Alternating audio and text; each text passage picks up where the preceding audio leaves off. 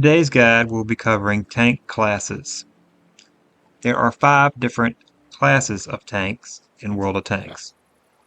Light tanks, medium tanks, heavy tanks, tank destroyers, and artillery. The first class we'll cover is light tanks. Light tanks are typically smaller than all the other tanks, and their armor is not very good. But they are fast, they're small, so they're kind of hard to hit when they're on the move, and they're good scouts. The guns typically have low alpha, and you will only usually see maybe 1, 2, or 3 in a game session, unlike other classes of tanks like heavies and mediums, and even tank destroyers, where you'll see multiple of those types of tanks in a game. Light tanks' primary function really is scouting. They have very good view range and are able to spot other tanks before they are spotted, or if they're even spotted, depending on their location on the map. Lots of light tank players will find locations on the map that they can hide in bushes and use their view range to see other tanks and spot them for their allies, so that their allies behind them, further away, can shoot at them. When this happens, you will acquire assisted damage, which in my mind is just as good as getting damage. You're allowing your team to cause damage to the enemy by spotting them for your tank destroyers, or maybe even your heavy tanks, or your artillery.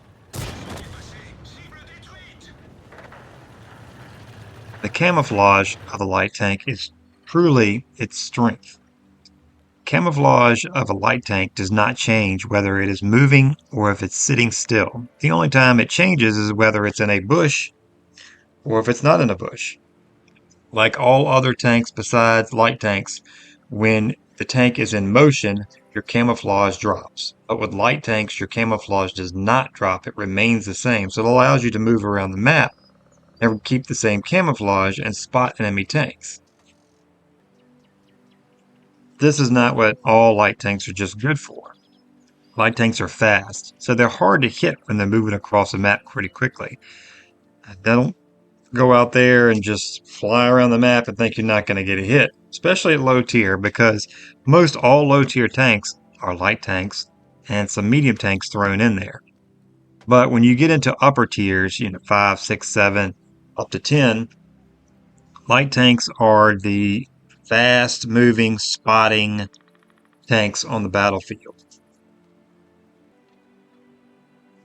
Another good thing about light tanks is that because of their speed, they're capable of getting from one side of the map to the other relatively quickly. So if they see one side of the map is falling to the enemy, they can start to maneuver to that side to give support to medium tanks, because they do have guns.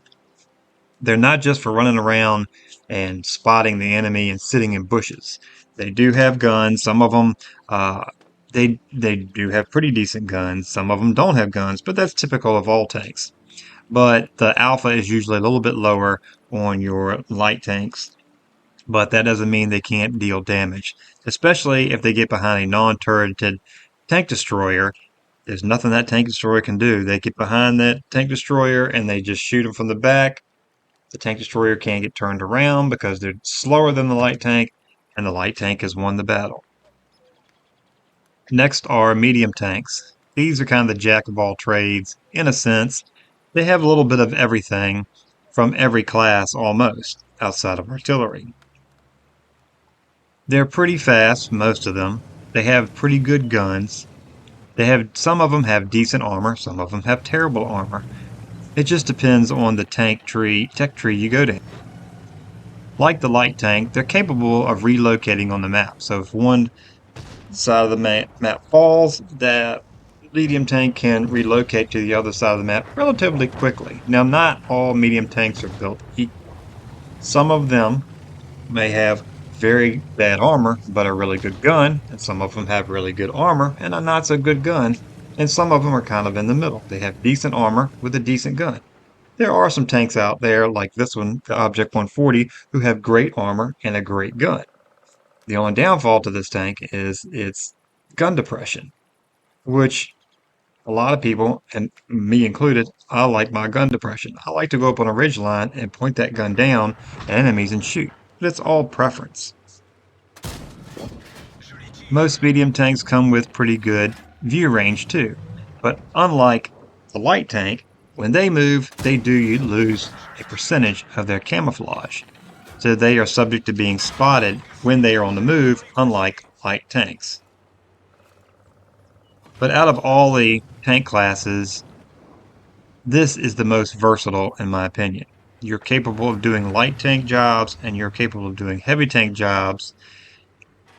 But as you see, when you work up through the tech trees and get to higher tiers, you'll see specifically where certain type of tank classes go on the maps. But typically, you can kind of maneuver your medium tank in anywhere you want. So when it comes to medium tanks, they're versatile, like I said, but they come in all shapes and sizes and different strengths and weaknesses. So make sure that you're looking at, what do you want out of your medium tank? Do you want survivability? Do you want mobility? How do you want to play this tank? Like this tank, the Object 140, obviously you can see it has the firepower is high and the survivability is pretty good. Where when you jumped over here to the UDES, the firepower dips a little bit, survivability dips a little bit, spotting goes way up. It just depends on the tank. You just do your homework and look down the tech tree line and see which one you think that you would like. Moving on to heavy tanks. This is probably the most popular class to go down, heavy tanks. They are the behemoths of the battlefield. They're usually the biggest. They usually carry the most hit points, and they have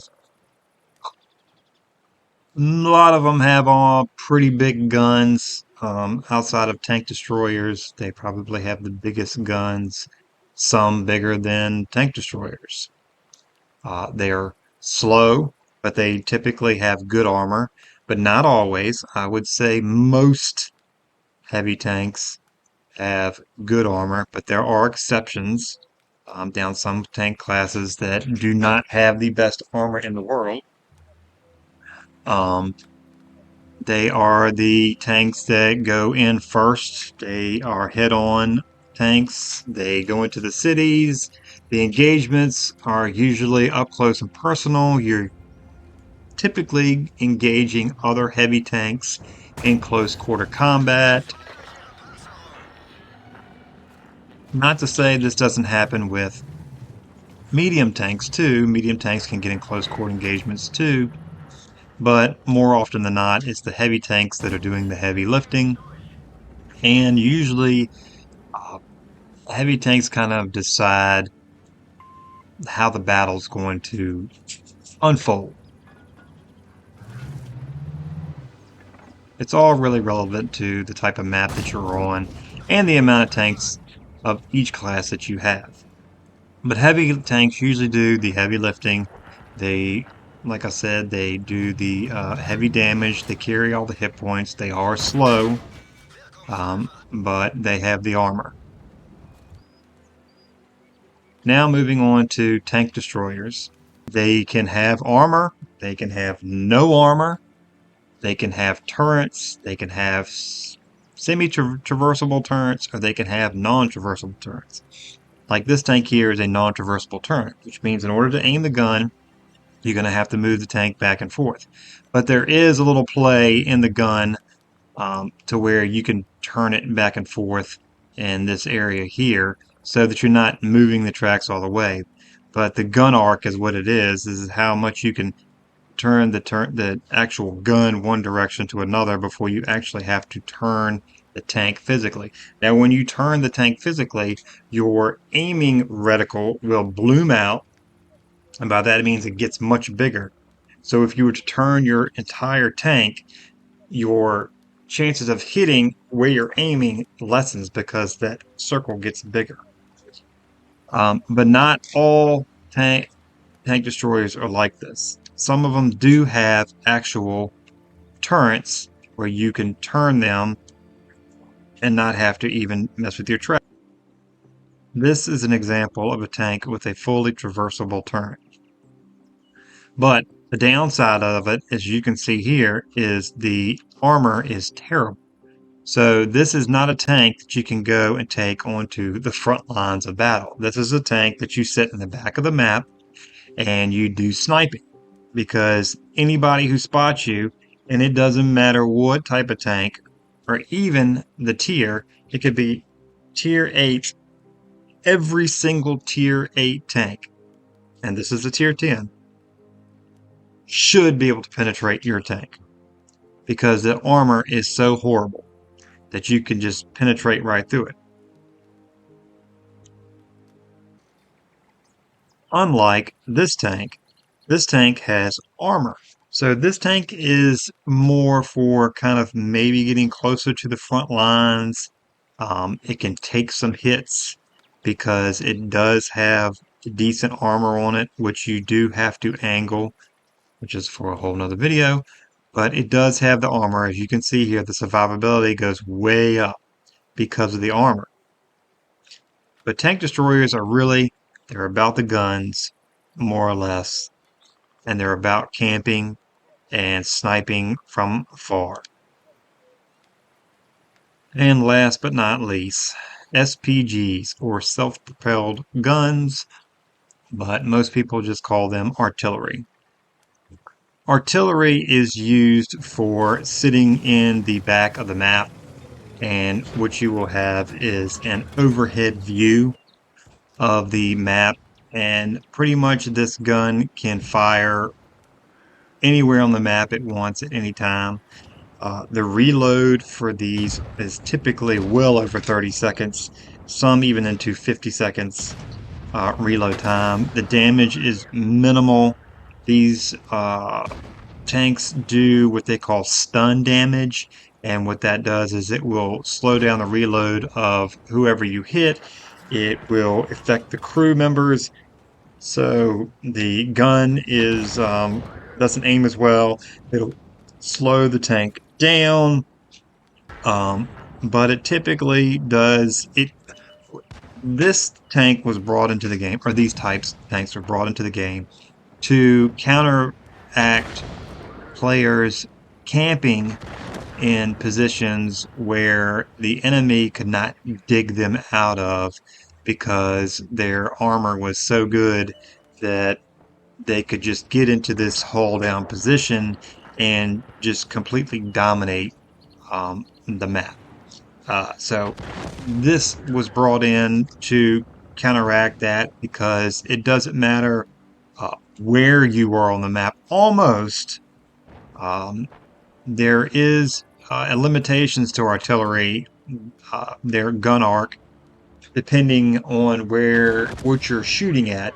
If they are behind a mountain, per se, or a rather large rock, or they're into a deep crevice, you cannot always hit them, but you can hit most places on the map. Now the damage is been dialed down. It used to be much worse, but typically, artillery is probably doing about, I would say most are doing about 30 to 40% of the damage that all other tanks of its class, I would say, maybe like a medium tank does. But that's just so that these are not too out of control and overpowered. A lot of people hate these. A lot of people love these. I'm kind of in the middle. I think they're, in some cases, a necessary evil. I think that the camping could have been addressed a different way, but this is how Wargaming addressed it. They're in the game, they're not coming out of the game, and this is what you're going to have to deal with. It can be very frustrating to be in a good position and just have artillery raining down on you constantly. And don't get me wrong, there are some artillery out there that can do significant damage and can make your games a nightmare. But you're going to have to learn to deal with them. Fortunately, there is no more than 3 in a game, and it is extraordinarily rare to see 3 in a match. Typically, there's 1 to 2. Sometimes there's none. I've been fortunate here lately to not have many in the games that I've been.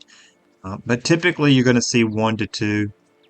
And if they start firing at you, and you're just like, back out, get unspotted, maybe relocate, and let the artillery focus on someone else. That typically works, but it doesn't mean they won't come back to start firing you again.